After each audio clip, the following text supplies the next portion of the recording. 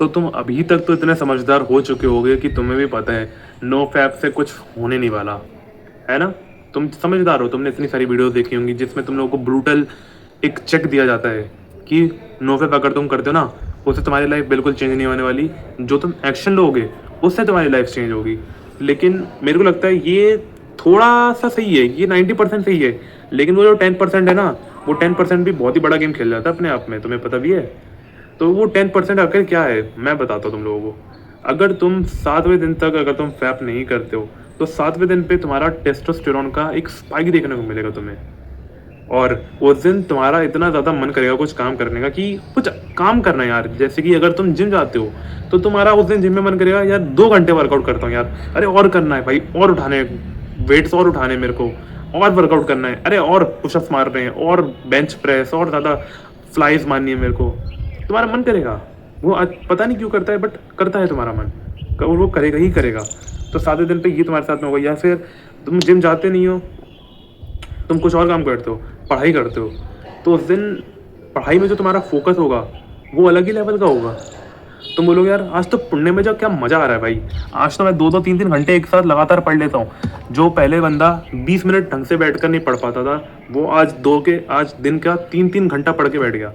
उसने 3 घंटे में अपनी पूरी फिजिक्स निपटा ली, उसने 3 घंटे के अंदर अपनी केमिस्ट्री, बायोलॉजी, मैथ क्वेश्चंस कर ली उसने इतने सारे। कमाल हो गया। तुम्हें उस दिन एक जादू जैसा महसूस होगा तुम्हें।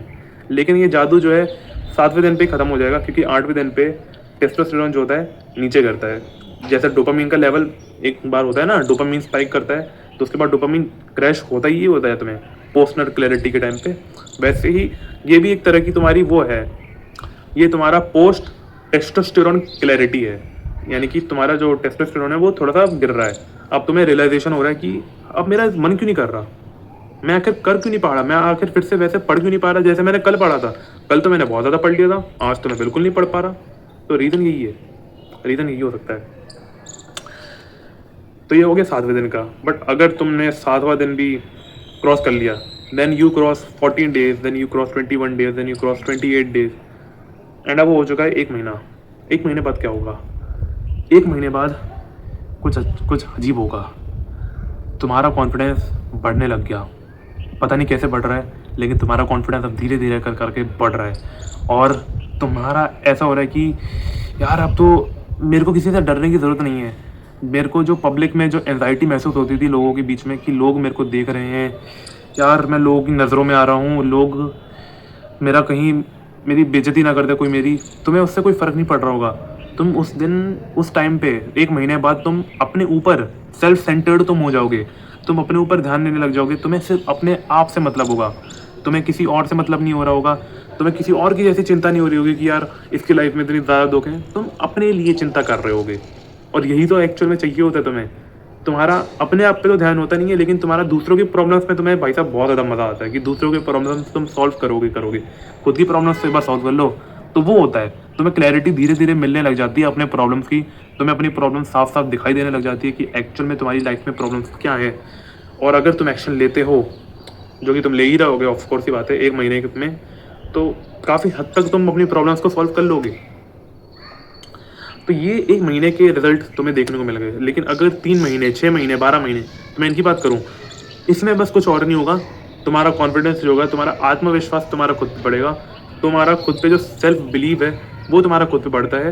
और सेल्फ बिलीव जब खुद पे इंसान पे होता है तो उसका कॉन्फिडेंस आसानी से बढ़ जाता है, और फिर उसको किसी एक्सटर्नल वीडियो की या फिर कोई मोटिवेशनल वीडियो की उसको ज़रूरत नहीं होती है अपना कॉन्फिडेंस बढ़ाने की। तो यही है, तुम्हें और कुछ नहीं करना है, बस तुम्हें अपने आप को कंट्रोल रखना है, अपनी अर्जेस को कंट्रोल में रखना है। और अगर तुमने अपनी अर्जेस को कंट्रोल में रख लिया, तुम्हारे अंदर सेल्फ बिलीव बढ़ेगा, तो तुम्हारे अंदर कॉन्फिडेंस आएगा, और कॉन्फिडेंस आएगा तो तुम क्या क्या कर सकते हो ये मेरे को बताने की ज़रूरत बिल्कुल नहीं है। कुछ नहीं है खास, सच में कुछ भी नहीं है खास नो फैप में। ये बस तुम्हारे अंदर सेल्फ बिलीफ को धीरे धीरे कर करके बढ़ाता है। जैसे वो विटामिन डी का 60,000 IU का सेशन नहीं होता जो धीरे धीरे करते करते तुम्हारे अंदर विटामिन डी का लेवल बढ़ाता है, वैसा ही कुछ ये नो फैप एक गोली की तरह है। गोली तुमने खाई, इसको 1 महीना लगा, कॉन्फिडेंस बढ़ा, और गोली खाई, 3 महीना, 6 महीना, 12 महीने तक तुम कंज्यूम करी, 1 साल हो गया, तुम्हारा कॉन्फिडेंस पिछले के मुकाबले काफ़ी ज़्यादा बढ़ चुका होगा। दैट्स इट, और कुछ खास नहीं है इसमें। बाकी तो लोग बोलते हैं कि नो फैप ये करो वो करो, आंखें चमकने लग जाएंगी, अट्रैक्शन जो है तुम्हारी तरफ बहुत ज़्यादा लोगों का बढ़ जाएगा। वो सब फालतू की चीज़ें हैं और ये काफ़ी चीज़ें पहले बहुत पहले डिबंक हो चुकी हैं। तो तुम्हें इनकी तरफ इन सभी झमेले में तुम्हें पढ़ने की बिल्कुल भी ज़रूरत है नहीं, मेरे को लगता है। तो लेकिन अगर तुम्हें पढ़ना है, तुम अपने आप को मानते रहो, तुम कोप करते रहो कि नो फैप तो भाई मेरी ज़िंदगी बचा रहा है, नो फैप से ही मेरी ज़िंदगी है, मैं इसके बिना कुछ भी नहीं हूँ। करते रहो कोप, वो तुम्हारी मर्जी है। That's all.